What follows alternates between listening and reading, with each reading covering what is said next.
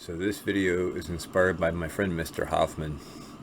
Some of my best inspirations for videos on my channel come from conversations with the people that I know and love. And those conversations touch me deeply in many ways, and they also inspire me to reflect on those conversations later on. And from those conversations, I go through many thought processes, and I sort of process the conversation, the other person's perspective on it, my perspective on it, so on and so forth. And what it really does is help my mind wrap around the concepts and the subtle details that I may or may not have noticed along the way. And so one of the people who's been really inspirational for that is my friend Roger Hoffman. And we were just talking last night, and I should mention, he had a huge farm in Red Hook for many, many years. His family had a farm there, and he farmed there, and he loved farming, so we have that in common together. And we always end up talking about farming, and it's just always a wonderful conversation with someone who truly understands farming on a deep level. Also, I should mention, Mr. Hoffman has one of the most unique barn sales in the Hudson Valley. And if you're looking for any sort of interesting thing, furniture, part, pretty much anything you could possibly be looking for, there's a good chance they have it or can get it. Especially older stuff, antique stuff, unique stuff. So I'll just share the Facebook contact information here for you so you can check them out if you want. And I've done some walkthroughs on that store as well, so maybe I'll drop a link to the walkthrough video I did.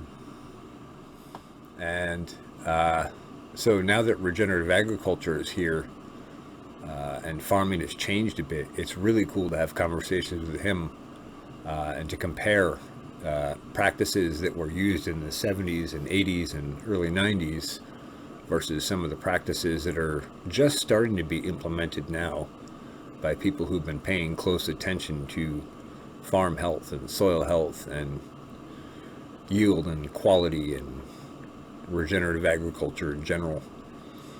But anyway, this video is inspired by Mr. Hoffman, and we're going to go back through some of the buckwheat crops that I've grown over the years and some of the cover crops that I've grown over the years.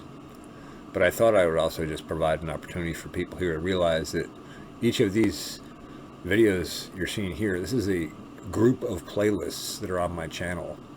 So if you haven't seen some of these other videos, there's lots of other stuff to check out. Anyway, big thanks to Mr. Hoffman for his inspiration in farming in so many ways and for his excellent conversations and insight. Mr. H, you really helped me reflect on the farming practices that I'm using now. And believe it or not, you've been an integral part in improving those practices dramatically. So thank you very much for that. Without further ado, let's take a look at some different cover crops and past farming and current farming operations and compare some of the different bits and pieces. Also in this video, we're going to cover last year's potato crop versus this year's potato crop, last year's cover cropping practice around last year's potato crop and the wonderful yield we had versus this year's lack of yield and excess cover crop. So let's jump into it. There's lots to cover. So first we'll jump back a few years and we'll take a look at some 2015, 16, 17, 18, 19, and 2020 footage. And then we'll jump forward to last year, and then finally we'll come to this year and discuss this year versus last year, and you'll be able to compare visually the differences between cover cropping practices and planting practices and growth habits last year versus this year. But for now, let's jump into the basics of it. September 15th, 2015. Just wanted to show what the chicken tractor does here. You can see this is new ground. Oh, let's see. That's ground that hasn't been touched yet. This is ground they were moved onto in just the past couple days. Yes, I do throw them a little regular feed in the evenings.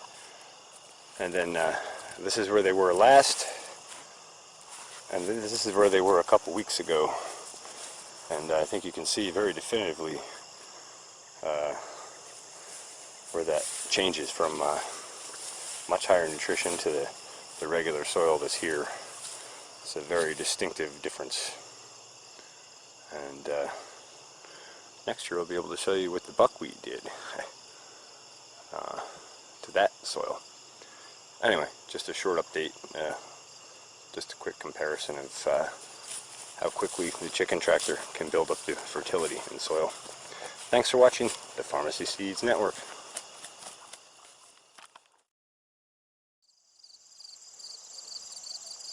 August 19th, 2020. Finally getting some irrigation water on this buckwheat and sweet corn. So that little drought pocket that I showed the other day, maybe we'll just take a walk over and have a look at that quick. That little drought pocket that I showed the other day is getting some good moisture, and that should help it bounce back and recover and grow a little better.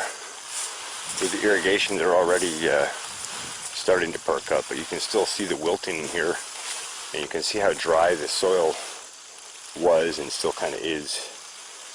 I'm going to dose them with some irrigation, and I irrigated the upper part of this last night. Showed that in the video uploaded previous to this. And just the lower edge of that newly establishing buckwheat block got missed by about like 2 feet.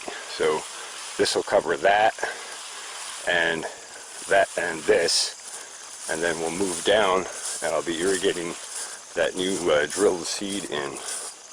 But I wanted to do another video regarding microclimates.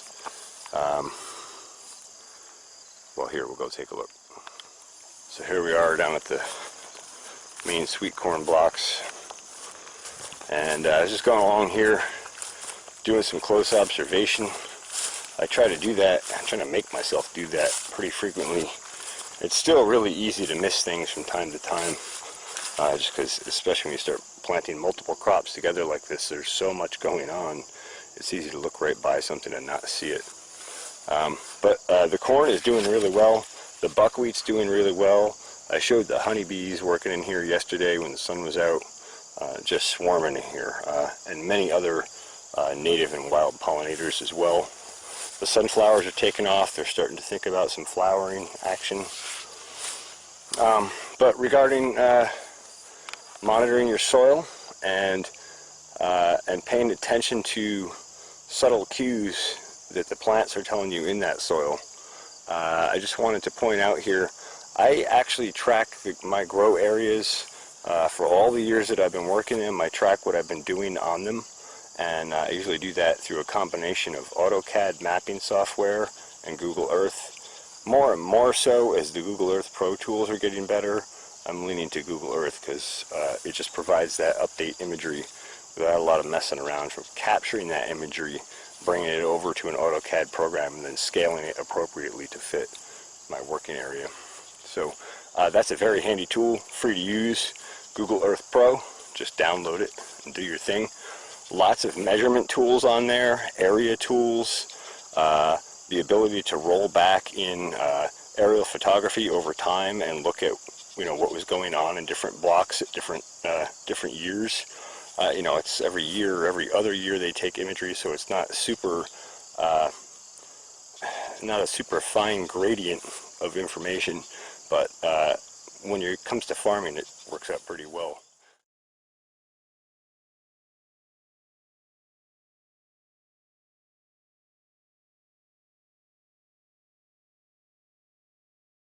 Back to the whole actual subject at hand here. I had run the chicken tractor in this for I think 2 years in a row when this was just grass. Prior to that, this was all overgrown with rose bushes, and I came through and pulled them out over time and sort of conquered this area back. It's rose bushes, and also there were some blackcaps in round about this area in here.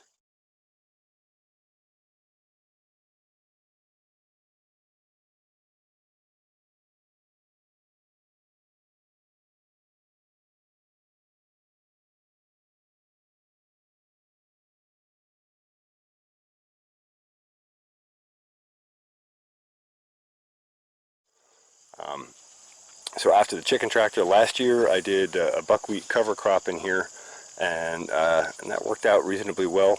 And now this year I've put this group of crops in, sweet corn, buckwheat, underneath is some sweet clover, in the edges is some orange Hawaiian marigold. You can see those sticking out here and there, and sunflower. So sort of a high diversity multi-species cover crop and production crop and honey crop all in one. Anyway, as I ran the chicken tractor through here a couple years ago, there were a couple spots where I had just gotten too many things going on in the farm, and I didn't get back to move the chicken tractor as fast as I should have. And there was one spot that sat for about 2 weeks, and I just want to see if you can spot where that chicken tractor sat for 2 weeks. Yeah, that's right. It's pretty obvious, isn't it? Everything here is much taller and much more robust. And as I was going through here and pulling out a few amaranth weeds, I actually looked up and I saw this buckwheat up here as high as the corn. I'm 6 foot tall, and this is up to my chin. So you're talking at least a 5 foot tall buckwheat plant in with corn plants that are already nearly 5 feet tall. And you can see, I know this area gets less sunlight, so we'll sort of exclude that from our data set. But if we look at this section, which gets good sunlight and has had good moisture and all that, you can see that even though this is robust and dense and doing really well, this area where the chicken tractor was stalled for longer is significantly further ahead and is doing a lot better. So this goes back to adequate nutrition for plants, and that goes back to healthy soils. And so this chicken tractor brings nutrient into the soil and biology. That biology gets accelerated, and then that starts unlocking more mineral nutrition in the soil, and that makes the whole system accelerate. So I just wanted to point out another sort of microclimate and another soil observation based on some history, so you can kind of have a better idea of how it works in context, and why I blabber on about these sort of things for so long in these videos. August 18th, 2020. Okay, if you've been watching my videos, you know I talk about using holy basil as a cover crop quite frequently, both because it's such an awesome medicinal plant, because it's easy to grow from seed, because it's excellent for pollinators and honeybees, because it's an excellent medicinal plant, and because it provides excellent coverage and growth. And I know in the last couple of years on the new farm, we haven't gotten the soil and the foliar feeds quite tuned yet. So you probably haven't seen how holy basil can really look and express itself. But I think you'll see in this video clip here just how wide a bush. These plants were spaced at either 12 or 18 inches between plants. Just one plant every 12 to 18 inches. And they have bushed out as they've been pruned back and then grown back out. And they've had foliar feeds throughout this whole season as well. This is 2018 footage, but just so you can get a picture of where we're going with holy basil as a cover crop and why it can be so effective, beneficial, etc., etc.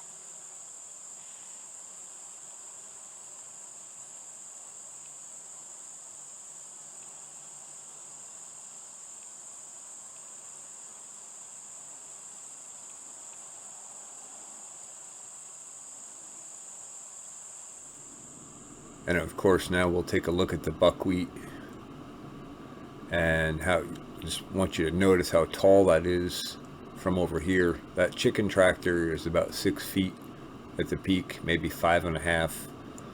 So that buckwheat is easily 4 feet, some of it 5, and there's probably a few that are 6 foot tall in there.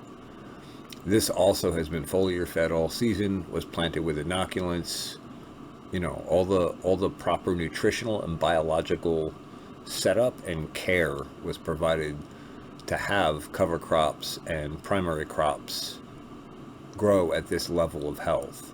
You know, it's not just the chicken tractoring and soil work, it's those synergistically stacked in combination with foliar feeds, proper inoculants, planting at temperatures that are most conducive to good germination for seed, and trying to provide good nutrition and biology from the earliest point in the life of the seed.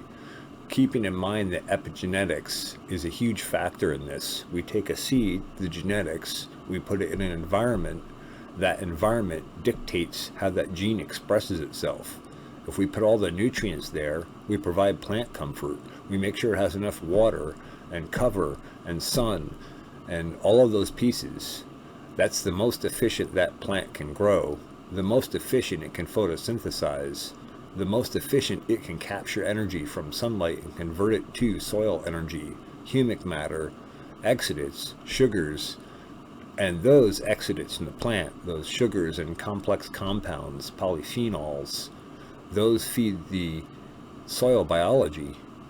That's where the soil biology gets its energy. That soil biology can then go out and extract and mine and network nutrients back to the plant.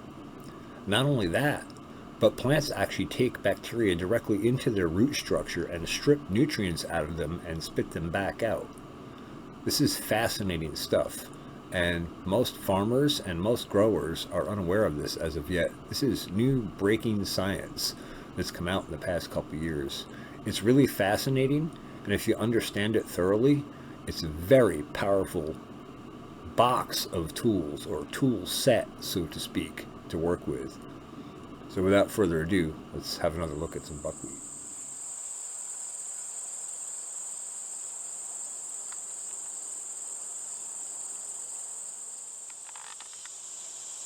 August 18th, 2020. We have mass pollinators in the buckwheat.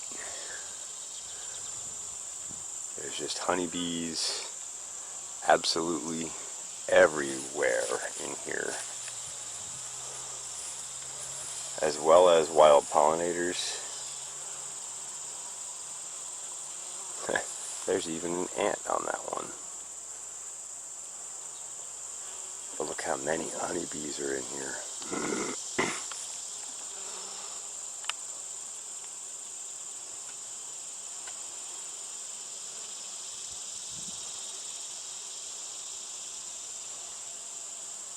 It is literally a buzz, just a buzz of honeybees.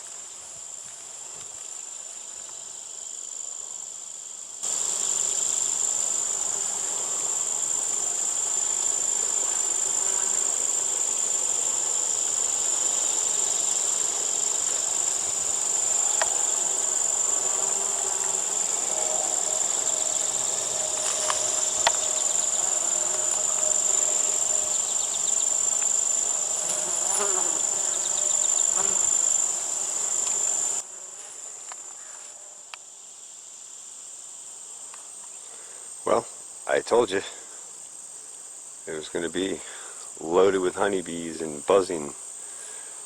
I told you yesterday it would be in a couple days, but here we are today.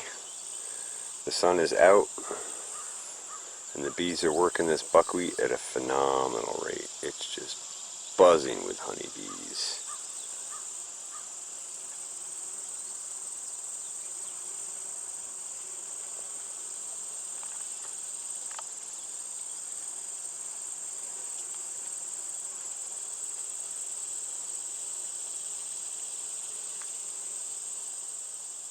Really, really exciting to be able to plant a crop and a month later It's loaded with honeybees who are collecting nectar and pollen from it.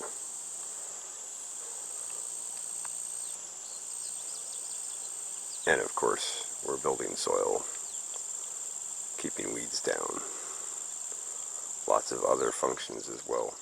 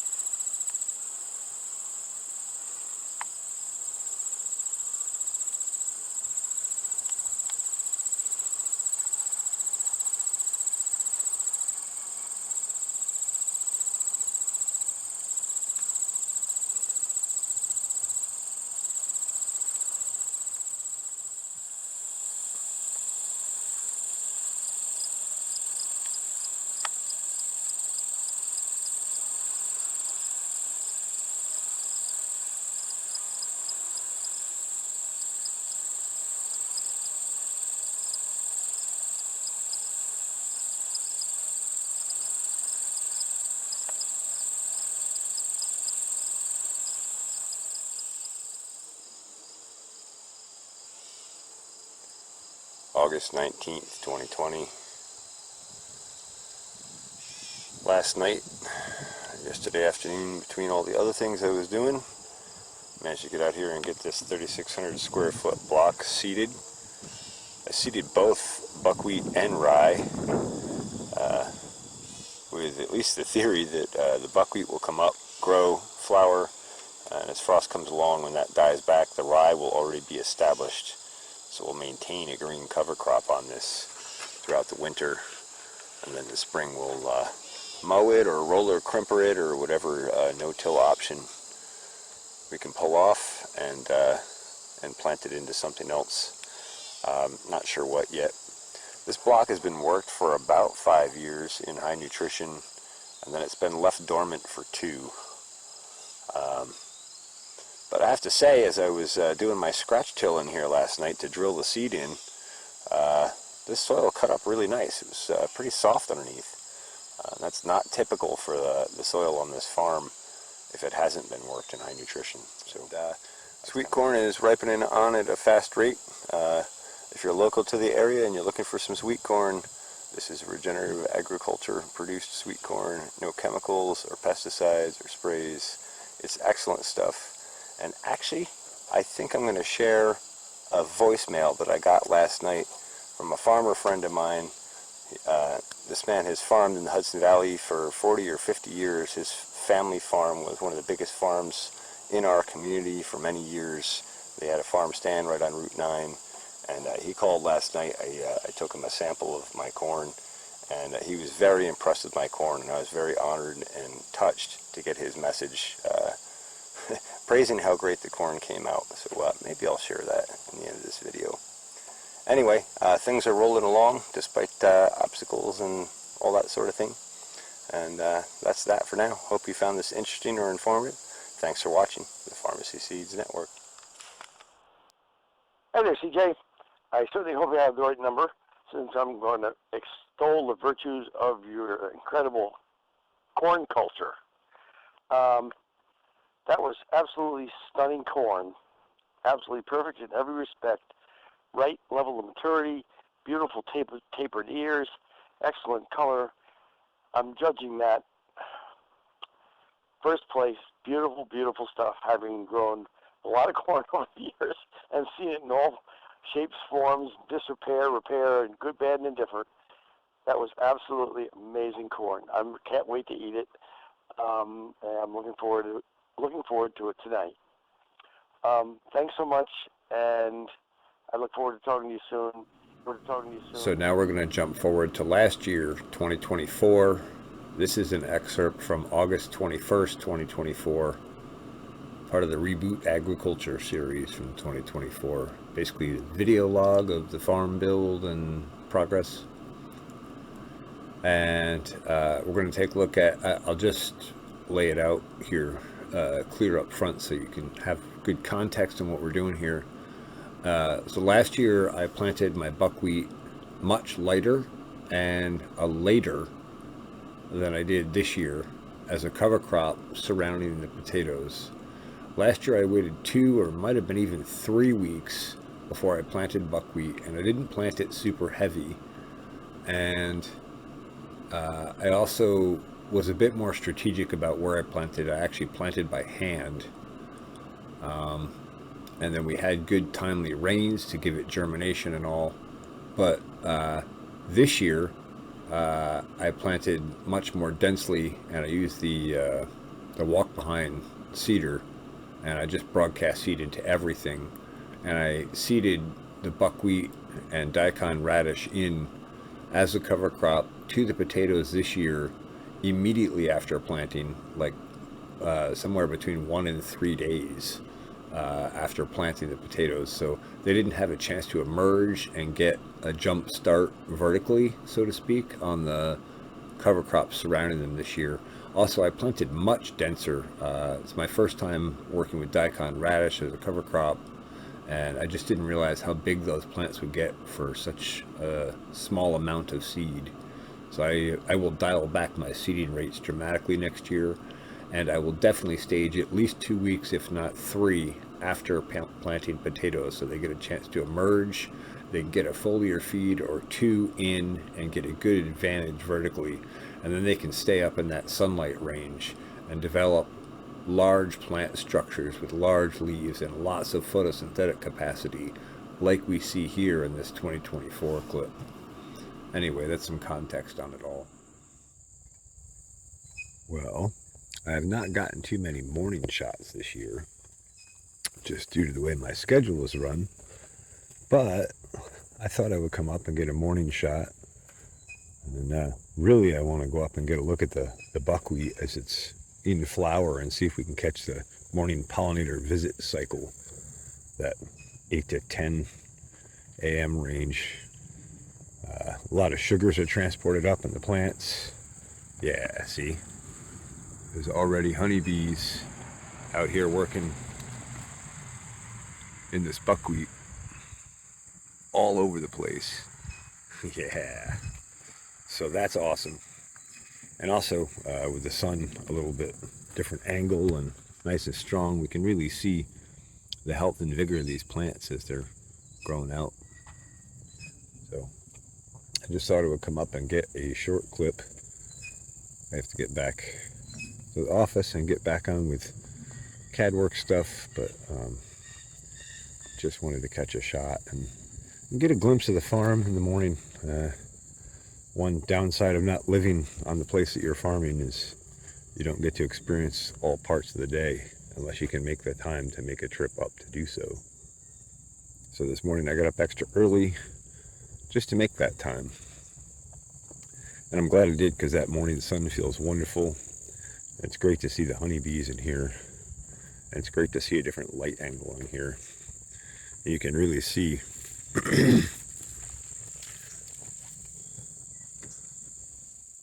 the difference between the cover crop and the main crop, the potato crop, in color and vigor and all. So this is also August 21st, 2024. This is the area that is now being fenced, or rather a portion of it, about the southern half of it or so, that I thought I was going to fence originally, and then I expanded over the winter my design to fence a larger area. But so because I thought I was going to fence it, I cover cropped it as soon as I could, so we could be building soil. So many things to do, so I can fall back and focus on planning for next year. Anyway, I'm up here to get to work. So the easiest, fastest one I could get down was buckwheat, and you can see even I don't even remember if I put inoculants down. I think I put inoculants down in the rainstorm following planting, just to get them in there. And I might have done one really light foliar feed, and I think that's it.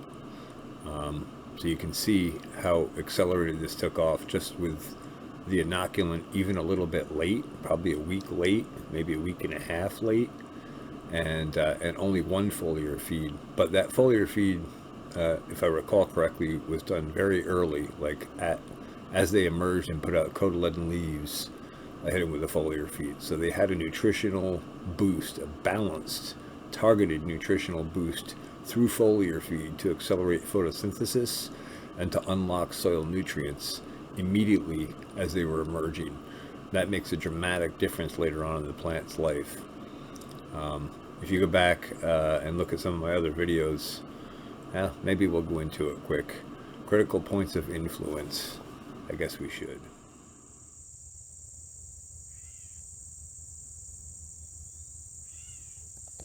Well, I have to say that's a beautiful sight.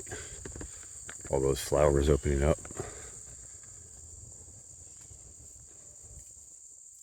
Oh yeah, and look at all the pollinators. Look at all the honeybees.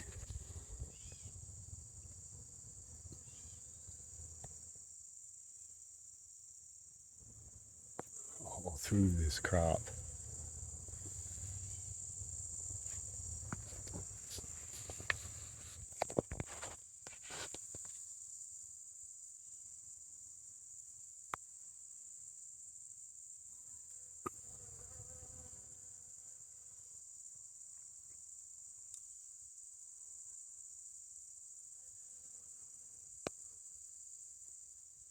I know if on camera. And since I've waded into the patch here to get some shots of the honeybees in the middle, I guess I'll point out again just how moist and damp the soil is down underneath the canopy here. It's dark and damp, and it's very moist.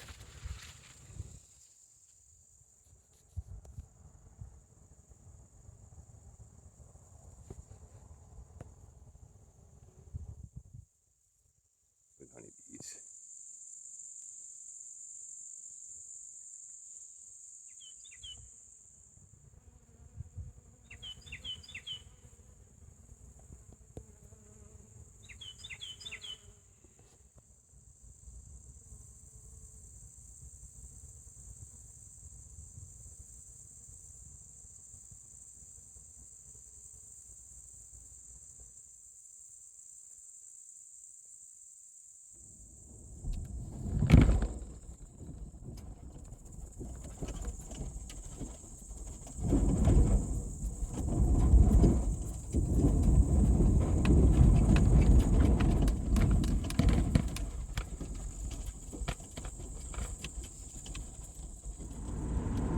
So no sunset today, but I'll tell you what, those Catskill Mountains have a beautiful blue hue with that morning sun on them. Okay, this first excerpt, I'm going to share a clip of some sweet corn.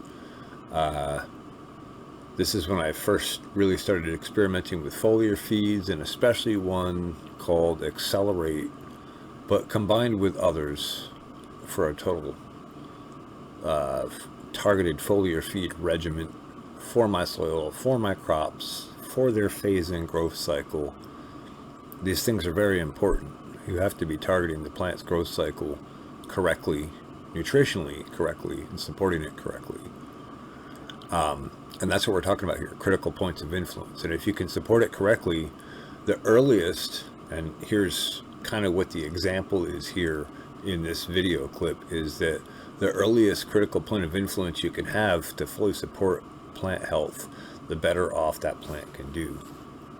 So corn, lots of genetic studies have been done on it, and generally corn has 3 windows that are extremely important: the nutrition and environment and the epigenetic influences on that plant make a tremendous difference in the total yield that a corn plant could potentially have, provided that the environment stays favorable, nutrition, moisture, all those pieces are favorable out through to harvest.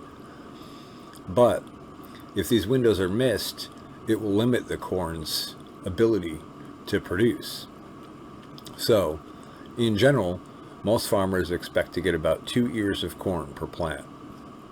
And that is actually only about 25% capacity of the genetic capacity of a corn plant. A corn plant can produce 8 years if it has the right soil, nutrition, nutrients, moisture, environment, everything to support it. And I was planting carrots in this particular spot, and I just happened to put down some accelerate at planting to support. It's a complete hormonal and nutritional support for plants from organic sources, a mixture of kelp and crab meal and a bunch of stuff like that. I put this down to support germination for the carrots, and because of rain and because of the fact that I put it down in a wide band, some of it overflowed, and so in addition to the foliar feeds that the corn was receiving to support it with something called forage foliar feed, another product from Advancing Eco Agriculture, they got this shot of accelerate in this one row, and this row put out 3, 4, 5 ears in several different plants. Most plants 3 to 4, but a couple of plants, or one plant on the end of the row where it had more sunlight and could perform a little bit better, had a little more room and space to grow, actually put out 5 complete ears. So it just shows how a little tweak in nutrition at the right timing, the right way, can really dramatically affect the yield capacity of a plant. And in this demonstration here, you can see especially that because this one plant was on the end of the row, it had a lot more access to sunlight, and it wasn't in such competition. And so it shows that you can actually reduce plant populations and increase yields on a per acre basis by using these practices and methods. So just kind of a precursor on this, and then maybe we'll take another clip at some other CPI stuff I've done, because this is really critical information to understand if you really want to accelerate plant health and soil health and growth out to their maximum level. August 22nd, 2017. I know there's a little wind, so I'll try to speak up. There's a few things I want to talk about today regarding nutrition and critical points of influence. So this corn patch here, this dark green one right in front of us, was planted with a little bit more trace mineral nutrition present when it was planted, and it's been supported a little more intensely than the other 3 patches, which we'll look at momentarily.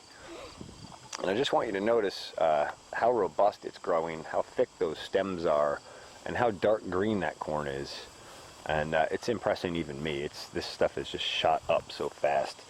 Let's see, I'll walk up to it here.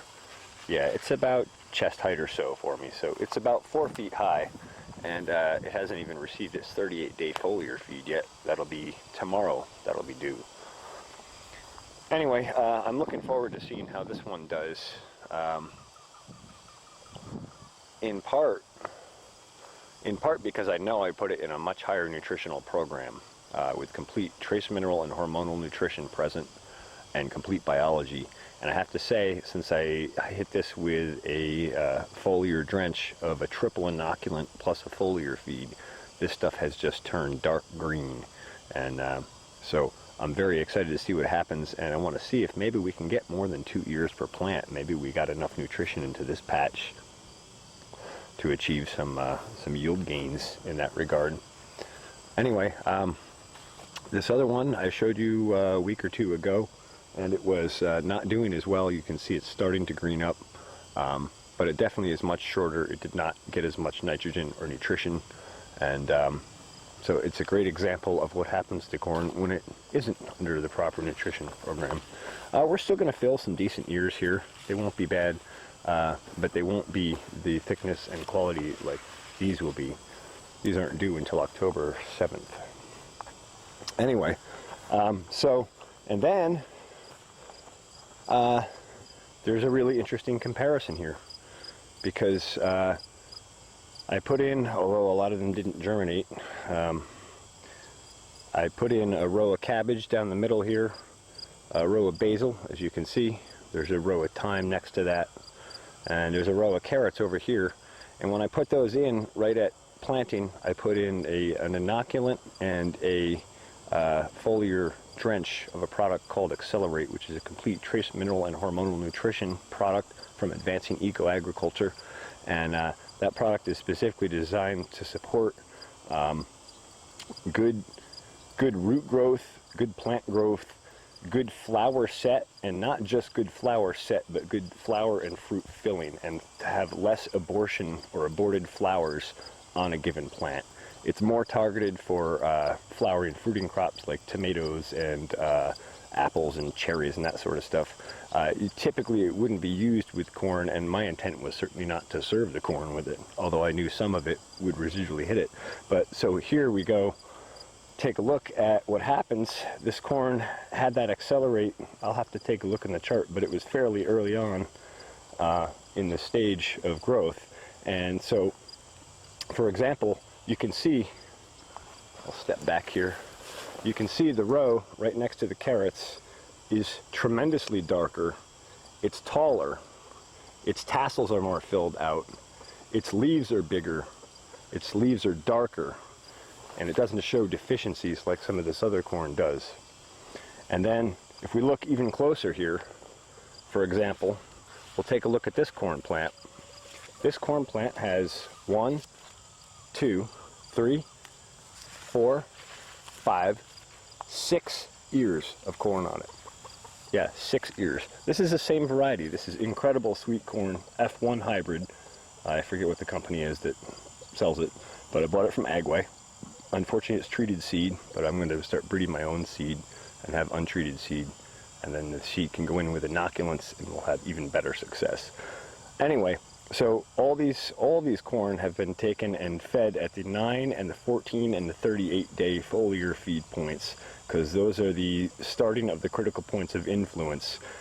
Days 9 to 14 affects the potential number of ears a corn plant can get. It also has to be supported with complete nutrition through the rest of the growing season, enough to support filling those ears, otherwise they won't fill out anyway. Okay, so 9 to 14 potential number of ears. Corn has the genetic potential for up to 8 ears in it. Almost all corn varieties have that potential, and so when you see most crops only putting 2 ears of corn out, we're only at 25% of the genetic capacity of the crop. Okay, I got distracted here for a minute. So days 9 to 12, that's the first critical point of influence that affects the potential number of ears you could have. The day 14 to 18, I think it is the next level that you can have effect on. That's number of rows going around the ear of corn. And then day 38 potentially affects the number of kernels in each row. So foliar feeds are done at those critical points of influence to help enhance the capacity, as long as the nutrition is present in the soil, of improving yield. So I just want to point out that these were close to the Accelerate. They also are in the first upper corner of the drip feed system. This corn is all on a drip feed system, and I do nutrient injections of a product called Forage Foliar Feed that's also from Advancing Eco Agriculture, and it really works well. It's great stuff.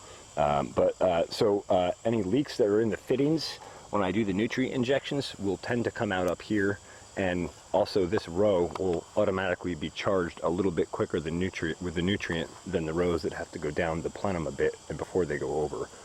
So this row had a little bit better nutrition, and I just want to go down. We'll take a look here, and you can see the health of this against the background of the row behind it, and you'll see the color difference and you'll see the number of ears. But I'm really excited to see this 6 ears of corn on this plant, and I know you probably didn't see that this is from the same plant, this other stem coming off here. So that does count. 1, 2, 3, 4, 5, 6 ears. I would like to get my nutrition up for all my corn and reduce my spacing just a little bit, and get 6 to 8 ears on each plant. I could massively reduce the amount of area I had to plant. Anyway, so we go down. That one has 6. This one has 3. And by the way, at least 5 of those are going to fill, and I would think those other 2 probably will too, looking at how those silks are just spitting out of there so healthy and well. So that's really impressive to produce and fill 6 ears of corn.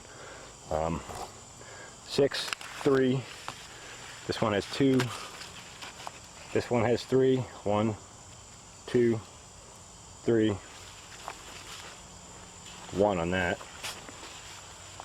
2 nice full ones on that, and you can see a third embryo developing there. 3 on this one, 1, 2, 3, just 1 on this one, 2 on this one. Oh, let's see, 2 on that one, 2, 2. All right. So anyway, so you get the idea. The stuff that had the higher trace mineral nutrition and better access to nutrients early on is clearly growing healthier and producing more yield. And those ears are also bigger. You know, I mean, these ears are nice size, well-filled ears, or they will be well-filled once they dry down a hair more. And like if you compare that against these that were a little deficient on nutrition, that's a much smaller ear. There's only one showing on that plant. The plant has a little yellow in it. And then you can see some streaking in them a little bit, like there's some deficiencies there. Yeah, so that's a very good comparison. And that is exactly why I do what I do, with targeted foliar feeds at critical points of influence, and with complete trace mineral and hormonal nutrition for plants, as well as inoculants and biology. It really makes a massive difference. The nutrition that I put in this other patch over here was not a whole lot more than this patch, but the inoculants got into this patch much earlier on. I always put an inoculant down at planting, but I'm not always sure that that takes, because sometimes at planting the soil can be fairly dry, and I don't want to go back and till over top of a planting. I want my placement to stay. So I end up inoculating the second time sometimes, and I think I will make that a farm standard practice, because it really seems to work really well. The Black Dakota popcorn over there was planted the same day and has been treated the same way as this corn, and we'll take a look at that in a minute. You'll see just how green and healthy and well that is also. I want to just take a look at these other 2 lots of corn, more specifically the row that's right next to the accelerate on the uphill side. I also want to point out that the downhill side of this would get more of the runoff and more of the bleed off as we get rains of the nutrition than the uphill side would. So uphill side is not, we're not seeing a lot of high ear plants, like more than 2. There's a couple here, 1, 2, 3 showing on that, and 3 on that one.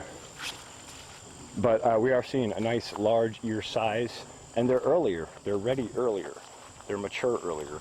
And the faster you can grow a crop from seed to harvest, the more healthy that crop is. You have to have high nutrition, you have to have health. You really have to make it happen to even just to meet a crop's projected yield. Like say it says 90 days to maturity. This stuff in fact is 83 days to maturity. But just to even meet that yield, you have to have pretty good nutrition. But you can actually beat that. And my first planting of the sweet corn here, this is the second one, we'll go up to the first one, actually beat it. I had, it was an 83-day variety, and I had my first harvesting happening at 77 days. So that's pretty nice. Wow, the wind's really giving us some lodging on this second planting here. And see, that's another example of what the low nutrition also does. You know, if you have a lot of lodging going on, your stems aren't strong enough to hold your plant up. So you're lacking potassium and calcium and phosphorus and trace minerals. So anyway, so you can see this patch also is very dark green. I hit this with inoculant quite a while back, and it's been fed pretty well. It's been through all the same foliar programs. And this is, I should mention, this is a new piece of ground. This piece of ground has never been planted before, with the exception of a few pieces in the middle from a small crop I did last year, but most of this was not planted. And so so there was no residual nutrition from crops from previous years. Everything that was here was natural nutrition from rose bushes and decaying organic matter, which is great and has lots of biology, but it may not necessarily be up to the job for growing corn, because corn is a high nutrition demand crop.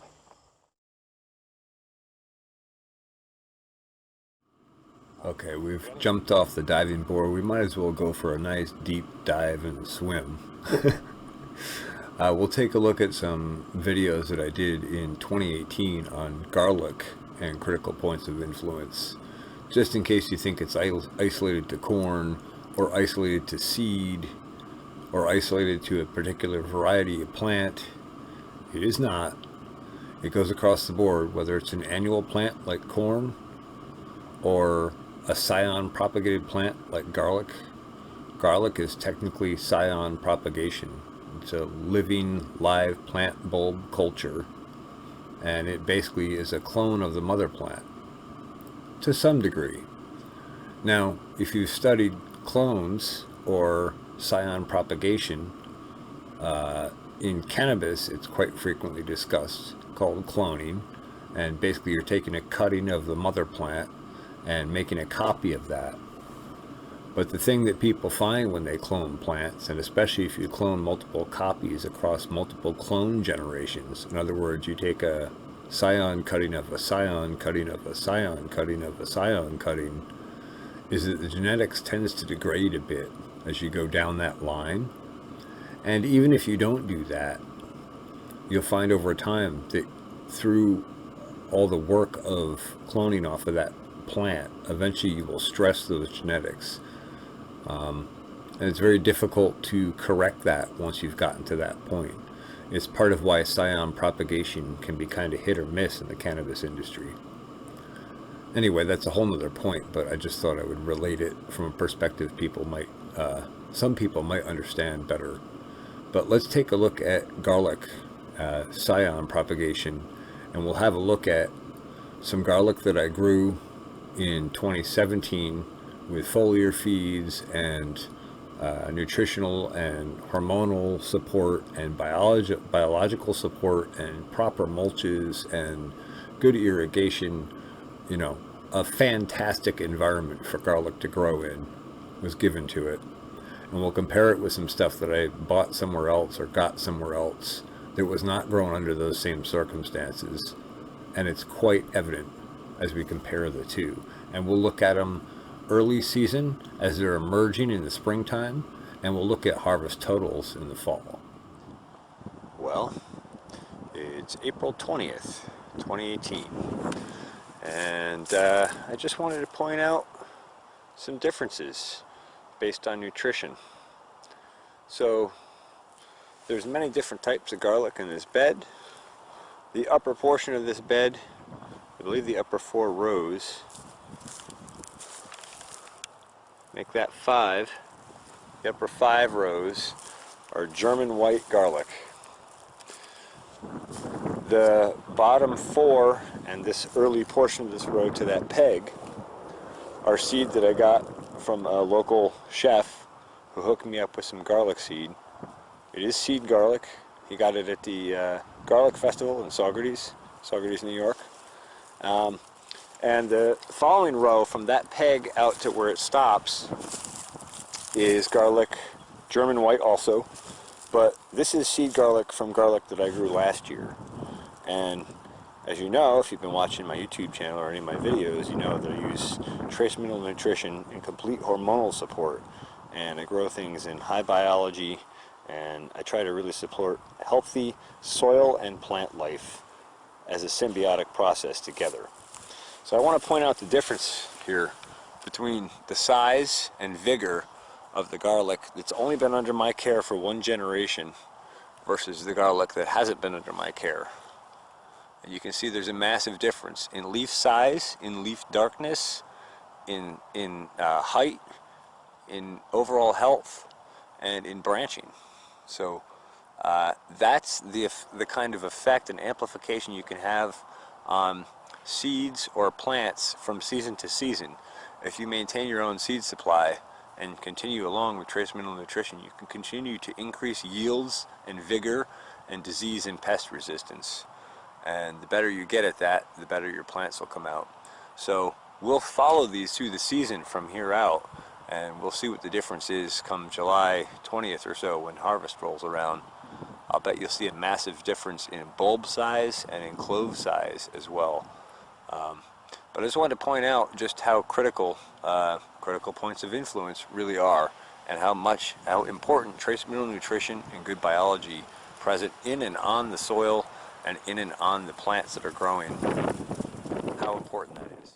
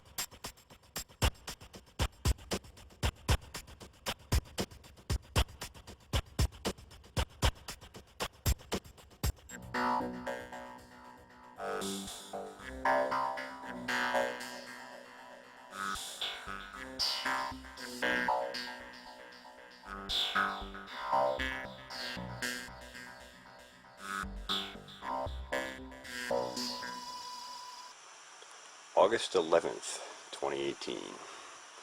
Well, the garlic is off the stalks and pretty well sorted. I got a couple music and Vietnamese I still have to get the roots off of, but everything else is processed down and weighed, and we crunched some numbers with some interesting results. We got 12 pounds of the high nutrition German white from that 36-foot row. I'll put the chart of the ratios and input and output harvest weights and all that stuff up in this video.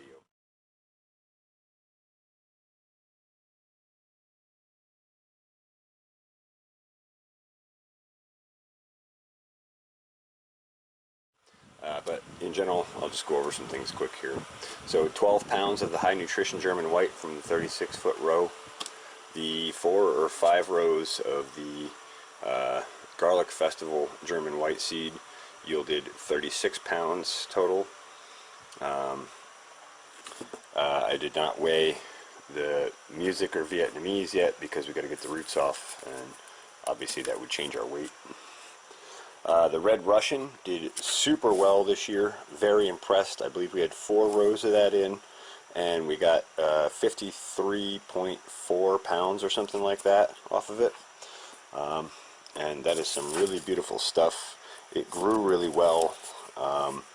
We got lots of nice good seed size garlic, so I'm going to go real hard on that for next year's crop, because that seems to be a super productive one. Here's the other 2 boxes of that. I'm just going to focus on the 2 varieties that are really good yielders. I guess I'll just show you quickly the Spanish Roja, and that was 4.1 pounds.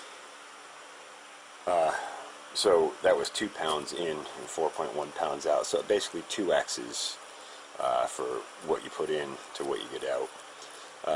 The high nutrition German white yielded about 5, almost exactly 5 times as much out as you put in exactly, or very close to 5 even.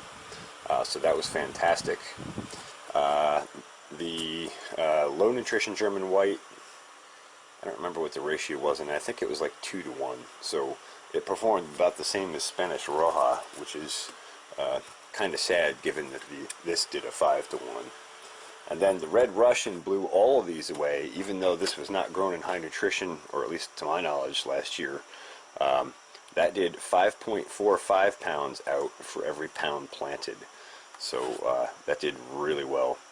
I just want to do a quick follow-up and update on the garlic CPI video here, and give a shot of everything kind of processed down. And like I said, I'll throw the chart up here so you can see input-output ratios and all that. So just looking at this chart a little closer, in the top you see how many pounds we started with for each variety.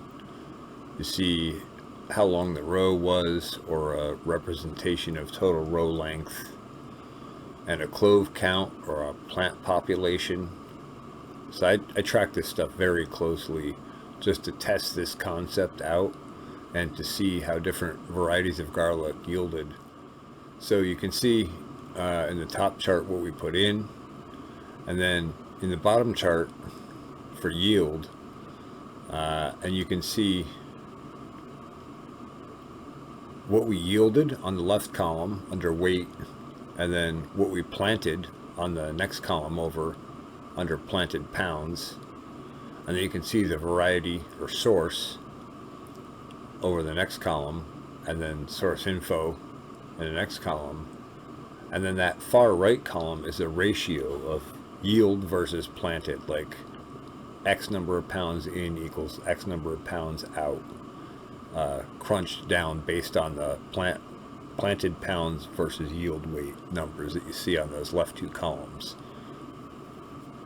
So if you look at the right hand side here, the German white high nutrition stuff, the stuff that I had under my care with foliar feeds, biology, treated really well, that actually yielded 5 times as much as was planted. So 1-to-5 ratio. Every pound you put in gives you 5 out. Now, German white, same variety, from another source, not grown in high nutrition, we planted 20 pounds, we got 36 pounds out. That sounds great, but when you look in the right hand column, that ratio was only 1.8 to 1. So you have over a 4x gain by nutritionally managing it correctly. All right, that's just comparing same variety, same treatment. They're both in the foliar feed program the year that they were grown in under my care. So this shows seed source quality, epigenetic influence, and how controlling your own seed and managing your own seed, if you know how to do that correctly, can greatly enhance your yield on a per row, per square foot, per plant, per whatever basis, dramatically. And then that red Russian garlic was grown, I guess that was from Devon too, but he sourced these different garlics from several different suppliers. So you can almost kind of see the suppliers' growing tactics shine through. Where, we look at the red Russian there in row 3, planted 9.8 pounds, yielded 53.4 pounds. That's 5.45x for every pound in, 5.45, almost 5.5 pounds out. So obviously that's a great variety. And probably that was grown in high nutrition and cared for correctly as well. And some of these other ones I suspect were not, including the Vietnamese, the music, and that sort of stuff. But I just thought we would go into this a little bit more and point out some actual statistical numbers that were tracked and calculated very precisely so that we could really make a good analysis and comparison. All right, now let's go take a look at the 2025 planted too early cover crop.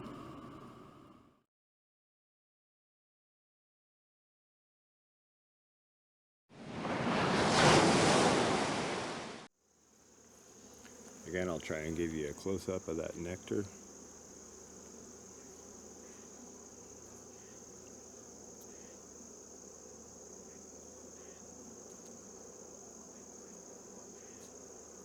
So you can see we are getting some recovery growth here. A lot of new healthy leaf growth in spots, and other spots we have old leaves that are not so healthy or happy. Here's a plant that didn't lose as much leaf tissue when the brush hog came through. You can see this one has recovered a lot more with the foliar feed that we put on. Again, I don't know how this season will turn out. Yield-wise, I definitely overdid it on cover crops, but we'll just have to play it by ear and see how it goes. We do have potato plants trying to recover. Just late in the season, low light hours. Going to be hard to pull it off, but that's why we did everything we could to maximize photosynthesis here, to try and bring it back. Also, it's pretty amazing how the buckwheat has come back into flower again, even after we brush hogged it. If I could get that brush hog a little higher, I'd probably go through and give it one more blaze, but I don't think it's going to be beneficial. I think we'll end up just clipping more potato plants. And we don't. Here you go. Here's a potato plant that is surviving and trying to make wondering why, after several foliar feeds and working so hard to try and recover these crops, that at this point I'm so discouraged. Well, it's a couple of things. We're very late in the season. Our cover crop canopy is getting super dense again. In fact, this is one of the few potato plants that isn't completely surrounded. But more importantly, something many people are pretty much unaware of is that most plants do approximately 80% of their growth between 4 a.m. and 8 a.m. And plants need good temperatures, good comfort in order to do that growth. And we've had a cold spell here the last week, or actually more like 2. We're getting down into, we had 49 last night. I know we've had nights down at like 46, 47. So we're getting some very cold temperatures at that 4 to 8 a.m. window. And so that's going to really reduce the amount of growth that these plants can make. So if we had a little bit longer days with sunlight and a little bit warmer temperatures, I might be a little more encouraged, and these might still set and form some reasonably sized tubers. But since we don't, it's not going to happen. You just have to be realistic about it. I was just talking about how dense that canopy is. There's a potato plant. And you see how it's got so much competition for sunlight that it's barely just getting up above that canopy now and getting a leaf set out that can actually capture a decent amount of sunlight. Here's another one. So maybe we'll take a dig in here and see what we see. And I bet you, if we have any tubers formed at all, I bet they're very small. I went through yesterday or the day before and did a little bit of sample. Just dig it around the sample and see if we're going to get anything, because at this point, it's time to know. Yeah, see? That's not much of a potato. So, this is a good example of what happens when you do cover crops wrong.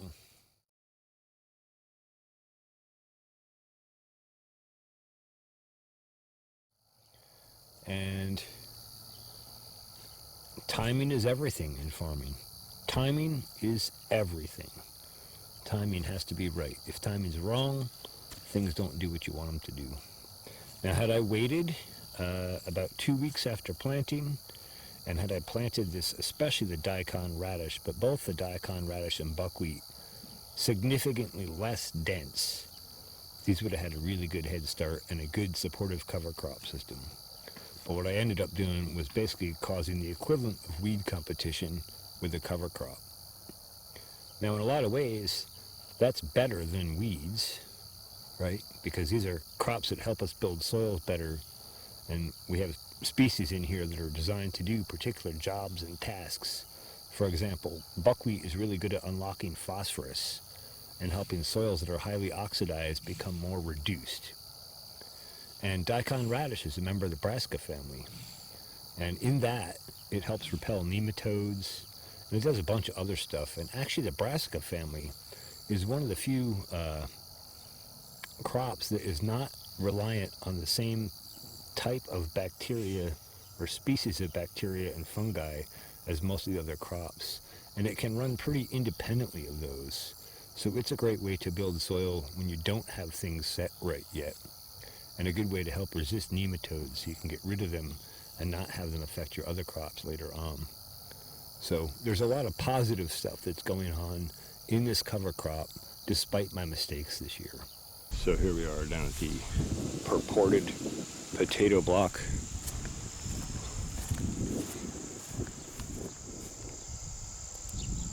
Can you spot the potato plant? So, as I was talking about, most of these tubers are very small. Plants are very small stature. Cold weather, probably not going to perform well. But what we'll do is test this in FieldArc AI, because I have a subscription to FieldArc AI now, so we can ask a few more questions than the default user limit. And we'll see what FieldArc AI says. Should I bother to do another foliar feed on this?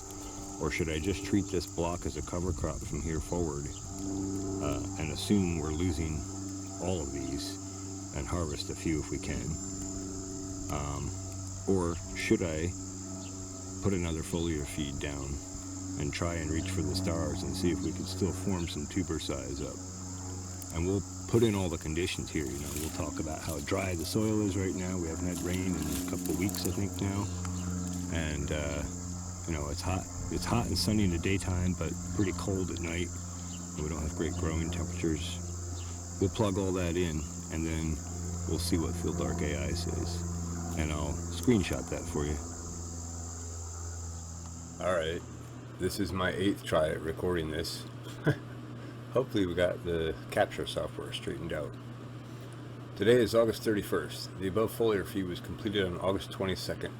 Potato tuber size is very small and the soil is pretty dry again.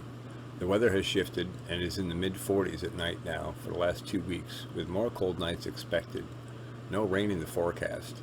The daikon radish was planted too dense as well, which is causing a lot of competition for the potatoes. They are showing 3 to 6 leaf sets back on now, but not much plant mass or leaf mass. I am trying to decide whether it is worth doing one more foliar feed or whether I should simply treat this as a cover crop now and not waste any more money or resources on the potatoes. So this is the first question tonight, but I should mention before we go any further down that this is in context on a thread that's probably 25 or 30 pages long, started on July 29th, and it's kind of guided us out to where we are now. From when I realized my mistake with the cover crop, and then, you know, trying to take corrective action, and then unable to do so with the temperatures and conditions and all. So all in context.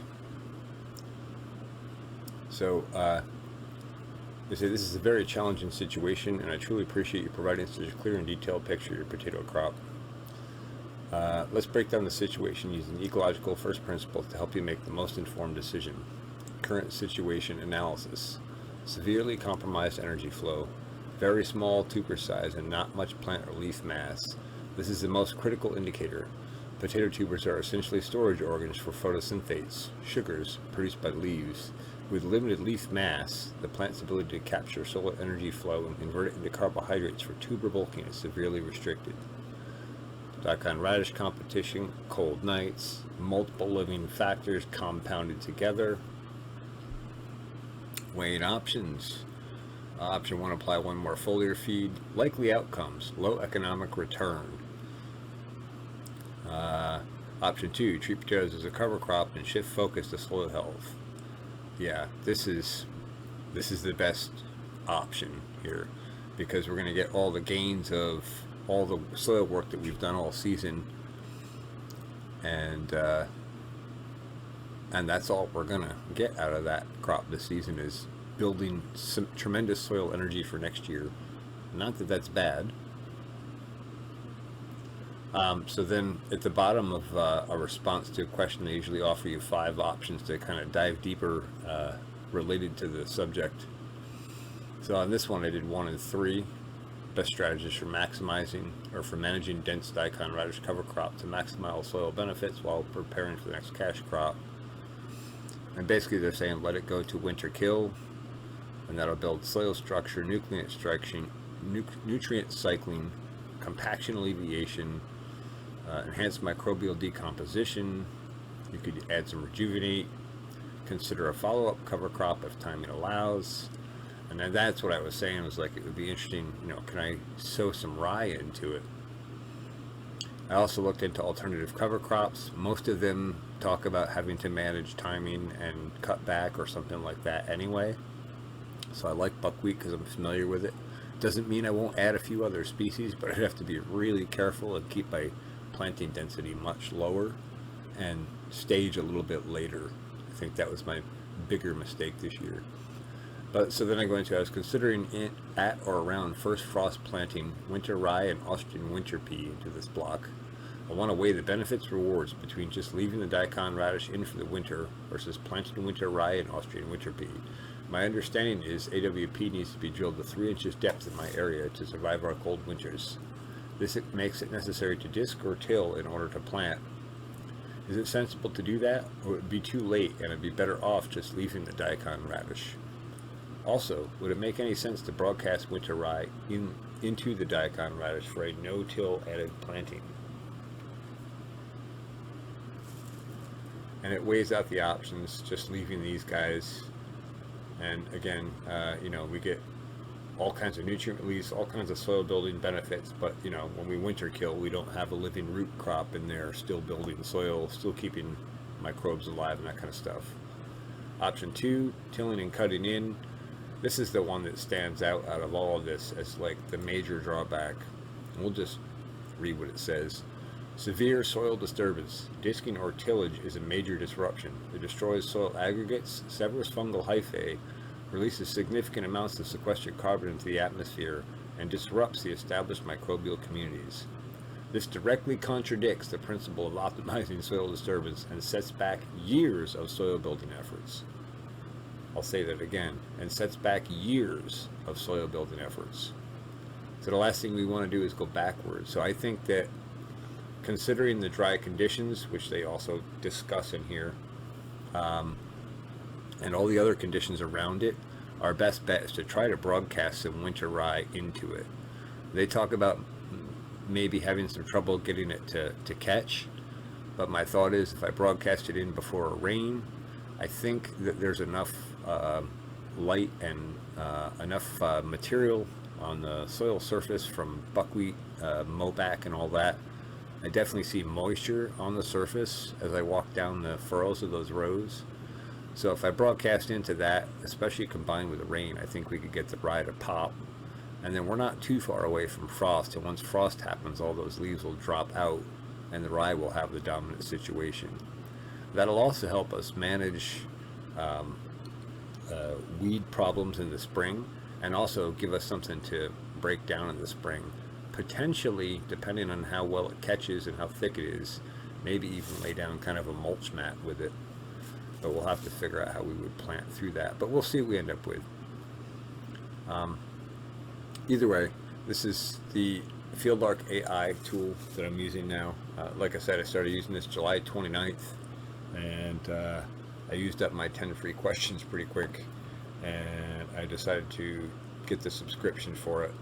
I feel it's well worthwhile. It's like having an advancing eco-agriculture agronomist at my fingertips whenever I want to have an in-depth conversation about my farming practices, and I consider that to be a really valuable tool. And it's helping me drive decisions already, and I feel like that those decisions are the best decisions I can make given where we're at. And that doesn't mean that I'm not considering everything through intuition and my own knowledge base first, and then using the AI to, you know, further understand it and to compare more complex interactions and timelines. So big thanks to Advancing Eco-Agriculture for making this tool available.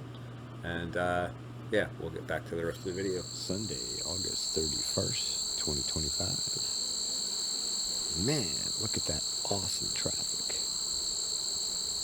Beautiful, clear, sunny day. Phenomenal weather. And the bees are maximizing their advantage on it. And I'm so stoked to see this 8-frame hind. Traffic and resources recovering so well.